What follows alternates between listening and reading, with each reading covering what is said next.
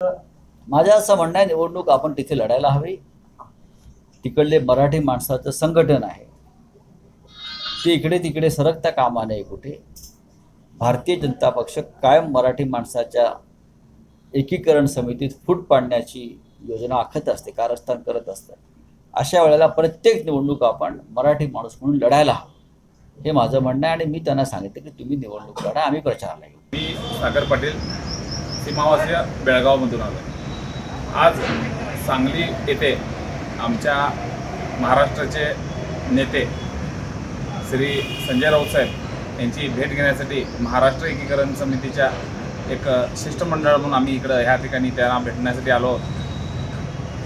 आज बेळगाव लोकसभा मतदारसंघामध्ये महाराष्ट्र एकीकरण समितीचा उमेदवार द्यायचा निर्णय झालेला आहे आणि त्यासाठीच म्हणून आम्ही हे शिष्टमंडळ संजय राऊत साहेबांना बेळगावची परिस्थिती आणि बेळगावमध्ये मराठी माणसाची जी अवस्था झालेली आहे त्या अवस्थेबद्दल चर्चा करण्यासाठी आम्ही इकडे आलो होतो.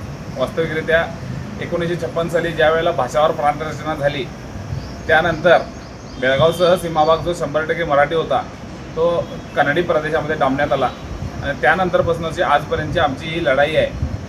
वास्तविकरित्या 50%हून अधिक मराठी लोक असतानासुद्धा त्या ठिकाणी केंद्र सरकार असो राज्य सरकार असो मराठी भाषा व संस्कृती मिटवण्याचं काम त्यांनी जोमानं घेत आहेत आणि त्याच विरोधात मराठी भाषा टिकावी, मराठी संस्कृती टिकावी, मराठी माणूस टिकावा ह्याच उद्देशानं महाराष्ट्र एकीकरण समितीची सातत्यानं प्रयत्न करत असते.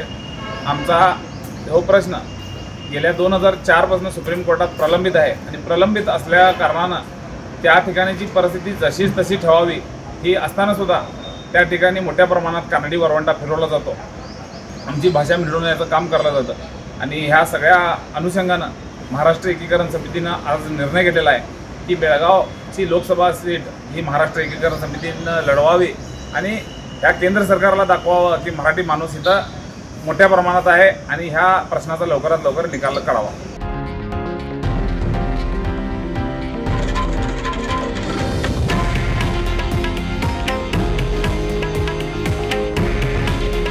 हे आहे देशातील नंबर 1 न्यूज नेटवर्क आणि आपण पाहत आहात TV9 मराठी.